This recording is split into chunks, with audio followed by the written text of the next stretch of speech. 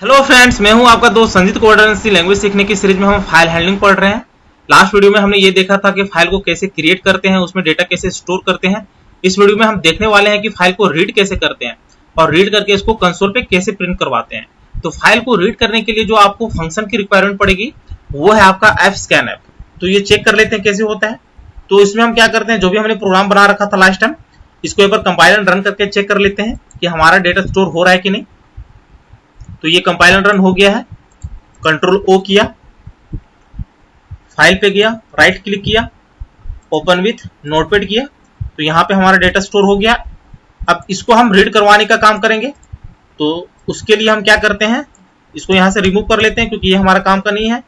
हम रीड करवाएंगे इसलिए यहाँ पे आर लिख दिया और यहाँ पे हम लूप चलाएंगे। तो वो कैसे करते हैं, सबसे पहले वाइल लूप लिखा, यहाँ पे आपको fscan ऐप देना है।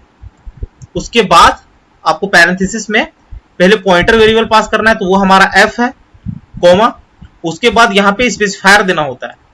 तो यहाँ पे %s लिखा क्योंकि हमारे जो डेटा पड़ी हुई है वो स्ट्रिंग के फॉर्म में होगी, तो इसलिए यहाँ पे फॉर्मेट स्पेसिफायर देना होता है। तो %s लिख दिया, कॉमा, उसके बाद जो भी डेटा पड़ी हुई है उसको स्टोर करवाने के लिए एक अलग से वेरिएबल की जरूरत पड़ती है। तो यहाँ पे आप कोई भी एक वेरिएबल बना सकते हो, तो वो हमारा एरे टाइप का होगा। तो उसके लिए आप क्या करोगे, यहाँ पे कैर लिखो और कोई भी एक वेरिएबल ले लो। तो डी ले लिया, इसका साइज आप दे दो, तो मैंने 100 दे दिया। अब इसी पे हमारा वैल्यू स्टोर होता रहेगा। ये हो गया। उसके बाद आपको क्या करना है, एक और लिखना है यहाँ पे एक चीज, not equal to end of file, ये आपको देना जरूरी है। तो व्हाइल लूप में बेसिकली क्या होता है कि जब आपका प्रोग्राम रन हो रहा होता है तो फाइल में जो भी डेटा पड़ी हुई है उसको 1 बाय 1 रीड करता रहता है और आपके कंसोल पे प्रिंट करवाता रहता है। तो उसके लिए यहाँ पे आप प्रिंटफ लिखोगे और ये तब तक चलेगा जब तक आपका फाइल का एंड ना हो जाए। इससे यहाँ पे आप लिखते हो एंड ऑफ फाइल। तो यहाँ पे %s कर दिया और इसी में हमने पास कर दिया d। इसको सेव किया, कंपाइल एंड रन किया। तो देखिए जो भी हमारा डेटा स्टोर है वो यहाँ पे प्रिंट में आ गया है। तो इस तरह आप डेटा रीड करवाने का काम करते हो। अगला जो फंक्शन आपका है वो क्या है, fputc, fgetc, fputs, fgetS। तो ये हम देख लेते हैं कि कैसे करते हैं। तो उसके लिए क्या करते हैं, जब fputc यूज करते हो तो इसका बेसिकली मीनिंग होता है कि आप फाइल पे एक कैरेक्टर एंटर करवाना चाहते हो। fputs का मतलब क्या होता है कि फाइल पे आप नंबर ऑफ कैरेक्टर्स इनपुट करवाना चाहते हो, मतलब आप एक स्ट्रिंग इनपुट करवाना चाहते हो। तो वैसे केस में हम क्या करते हैं, यहां से ये रिमूव कर लेते हैं और यहां पे हम राइट मोड में कर लेते हैं और यहां पे हम लिख देते हैं fputc। अब आपको एक कैरेक्टर स्टोर करवाना है तो यहां पे आप लिखोगे सिंगल कोट में कुछ भी ले लो, सपोज यहां पे हमने h ले लिया, कॉमा, और यहां पे आपको पॉइंटर पास करवाना होता है। तो यहां पे f पास किया, इसको सेव किया, कंपाइल एंड रन किया। तो देखिए ये रन हो चुका है। फाइल पे गया और फाइल पे जाने के बाद यहाँ पे राइट क्लिक किया, एडिट पे भी आप करोगे तो वो चल जाएगा। तो देखिए h स्टोर हो गया है। अब यहाँ पे आपको स्ट्रिंग स्टोर करवाना है, तो स्ट्रिंग के लिए कुछ नहीं करते हैं, यहाँ पे s कर दो और यहाँ पे आपको डबल कोट्स में जो भी डेटा लेना वो ले सकते हो। तो यहाँ पे मैंने सपोज कर दिया संजीत, सेव किया, क्लोज किया, कंपाइल एंड रन किया। देखिए ये कंपाइल हो चुका है। कंट्रोल ओ किया, फाइल पे गया, राइट क्लिक किया, एडिट किया, तो यहाँ पे देखिए स्टोर हो गया संजीत। तो इस तरह आप putc एंड puts का यूज करते हो। getc भी देख लेते हैं कि गेट कैसे करते हैं। तो उस केस में हम क्या करते हैं, यहाँ पे रीड मोड कर लेते हैं।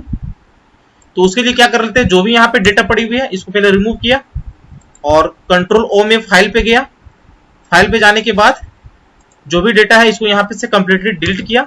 एक हम कैरेक्टर कुछ भी ले लेते हैं, जी, आप स्टोर भी करवा सकते थे। अब इसको हमें रीड करना है। तो रीड कैसे करते हैं, तो रीड करने के लिए यहाँ पे आप लूप लगाते हो। तो वाइल लिखा, अब यहाँ पे आपको एक वेरिएबल पे डेटा स्टोर करवाना है। तो यहाँ पे एक वेरिएबल लिया c इक्वल टू fgetc किया, क्योंकि गेट करने के लिए fgetc यूज करते हो। अब यहाँ पे आपको क्या करना है, वेरिएबल पास कर देना है। तो f पास किया और इसी को आप प्रिंटफ पे करवा दोगे %c, कॉमा, सी। अब चूंकि ये सी पे आप डेटा स्टोर करवा रहे हो तो यहाँ पे आपको डिक्लेयर भी करना है।